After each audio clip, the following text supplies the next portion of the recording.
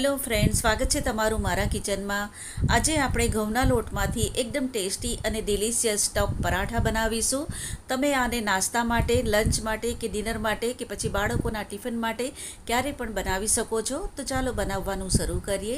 પરાઠાનો લોટ બાંધવા માટે અહીંયા મેં 2 કપ ઘઉંનો લોટ લીધો છે. એમાં 1 ટીસ્પૂન મીઠું નાખીશું, અથવા મીઠું તમે તમારા ટેસ્ટ પ્રમાણે નાખી શકો છો.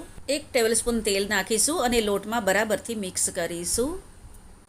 થોડું પાણી નાખીને સોફ્ટ લોટ બાંધીશું.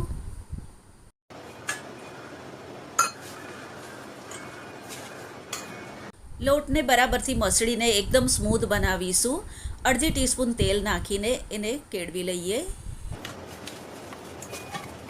લોટને મસળીને એકદમ સ્મૂથ કરી લીધો છે અને આટલો સોફ્ટ લોટ બાંધવાનો છે. મેં આમાં 1 કપ પાણીનો વપરાશ કર્યો છે. ક્યારેક લોટની ક્વોલિટીના હિસાબથી પાણી ઓછું વધતું પણ લાગી શકે છે. ઢાંકણ ઢાંકીને 10 થી 15 મિનિટ માટે રેસ્ટ આપીશું. 2 કપ અમેરિકન મકાઈના દાણા લીધા છે. મેં આ કાચા જ લીધા છે, તમે ફ્રોઝન આવે એ પણ લઈ શકો છો. આને ચોપરમાં નાખીને ચોપ કરીશું.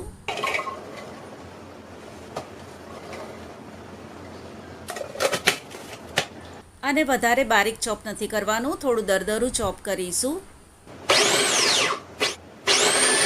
આ રીતે ચોપરને ચાલુ બંધ કરીને ચોપ કરીશું તો સરખી રીતે એ ચોપ થઈ જશે. આમાં કોઈ પણ દાણો મકાઈનો આખો નહીં રહેવો જોઈએ, નહીં તો પરાઠા આપણે વણીશું તો એ ફાટી જશે. કડાઈમાં 1 ટેબલસ્પૂન તેલ નાખીશું. તેલ ગરમ થાય એટલે 1 ચપટી હિંગ નાખીશું. 1 ટીસ્પૂન લસણની પેસ્ટ, 1 ટીસ્પૂન આદુની પેસ્ટ અને 1 ટીસ્પૂન લીલા મરચાંની પેસ્ટ નાખીશું. બરાબરથી હલાવીને મિક્સ કરીને ધીમા તાપે આદુ લસણની કચાશ દૂર થઈ જાય ત્યાં સુધી એને સાતળીશું. 1 થી 1.5 મિનિટ માટે મસાલાને સાતળી લીધા છે. એમાં 1 ચપટી હળદરનો પાવડર, 1.5 ટીસ્પૂન ધાણાનો પાવડર નાખીશું. બરાબરથી હલાવીને મિક્સ કરીને 1 મિનિટ માટે સાતળીશું. ક્રશ કરેલા મકાઈના દાણા નાખીશું. બરાબરથી હલાવીને મિક્સ કરીશું. 1 ટીસ્પૂન દેગી મિર્ચ પાવડર નાખીશું. આ તમારી પાસે નહીં હોય તો ઘરમાં જે વાપરતા હોય એ મરચાંનો પાવડર તમે નાખી શકો છો. 1/2 ટીસ્પૂન શેકેલા જીરાનો પાવડર, 1 ટીસ્પૂન ચાટ મસાલો અને 1/4 ટીસ્પૂન મીઠું નાખીશું, અથવા મીઠું તમે તમારા ટેસ્ટ પ્રમાણે નાખી શકો છો. બરાબરથી હલાવીને મિક્સ કરીશું. અમેરિકન મકાઈના દાણા સ્વાદમાં થોડા મીઠા હોય છે, એટલે સ્ટફિંગ આપણે થોડું તીખું બનાવીશું તો પરાઠાનો ટેસ્ટ ખૂબ જ સરસ આવશે. આમાં આપણે ચીઝ પણ નાખવાના છે, તો મીઠું સંભાળીને નાખવાનું છે. મકાઈનું મિશ્રણ થોડું ડ્રાય થઈ જાય ત્યાં સુધી સતત હલાવીને એને લો ટુ મીડિયમ ફ્લેમ પર કૂક કરીશું. 6 થી 7 મિનિટ માટે મેં આને કૂક કરી લીધું છે અને આ થોડું ડ્રાય થઈ ગયું છે. જે રીતે આપણે બટાકાના પરાઠાનું સ્ટફિંગ બનાવીએ એ રીતનું જ આપણે રાખવાનું છે, બહુ વધારે ડ્રાય નથી કરવાનું. અને એક બાઉલમાં કાઢીને રૂમ ટેમ્પરેચર પર આવી જાય ત્યાં સુધી ઠંડુ કરી લઈએ. 2 ક્યુબ પ્રોસેસ ચીઝની લીધી છે, તો એમાં એ છીણીને નાખીશું. સ્ટફિંગ એકદમ ઠંડુ થઈ જાય ત્યારે જ ચીઝ એમાં છીણીને નાખવાની છે.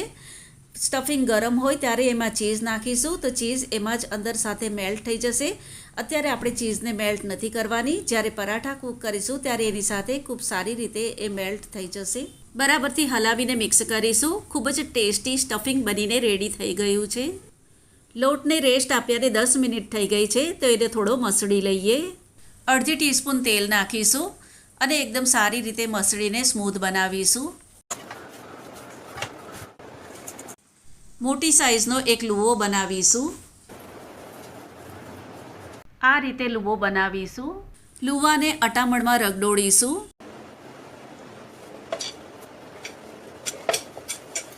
એક મોટી રોટલી વણીને રેડી કરીશું. આ રીતની મોટી રોટલી વણીને વચ્ચે સ્ટફિંગ મૂકીશું. અહીંયા હું ચોરસ શેપના પરાઠા બનાવી રહી છું. તમે ગોળ કે પછી ત્રિકોણ શેપના પરાઠા પણ બનાવી શકો છો. 2 થી 2.5 ટેબલસ્પૂન જેટલું સ્ટફિંગ આ રીતે વચ્ચે બરાબરથી પાથરી દેવાનું છે.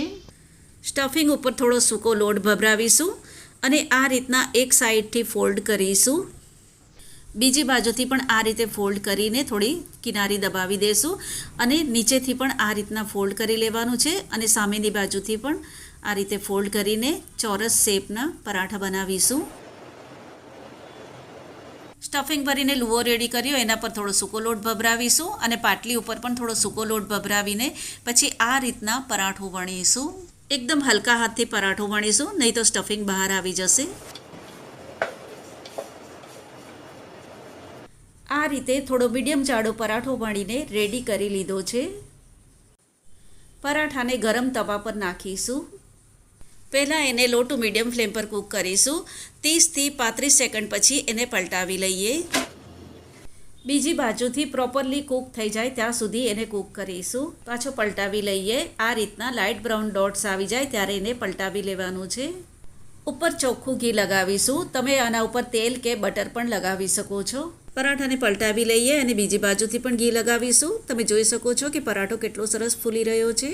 પાછો પલટાવીને હલકા હાથે દબાવીને પરાઠાને કૂક કરીશું. બંને બાજુથી સાઈડ ચેન્જ કરીને લાઇટ બ્રાઉન થઈ જાય ત્યાં સુધી એને કૂક કરી લીધો છે. કાઢી લઈએ. આ રીતે બધા પરાઠા બનાવીશું. ખૂબ જ ટેસ્ટી મકાઈના પરાઠા બનીને રેડી થઈ ગયા છે. મરચાંના અથાણા સાથે આ ખૂબ જ ટેસ્ટી લાગે છે. તમે આને એકવાર જરૂરથી ટ્રાય કરજો. રેસીપી તમને પસંદ આવે તો વિડીયોને લાઇક જરૂરથી કરજો. તમારી ફેમિલી અને ફ્રેન્ડ સાથે શેર કરજો. ચેનલ પર નવા હોય તો સબસ્ક્રાઈબ કરવાનું ભૂલતા નહીં. તો ફરીથી પાછા મળીશું આવી જ એક નવી રેસીપીની સાથે. ત્યાં સુધી bye bye and take care.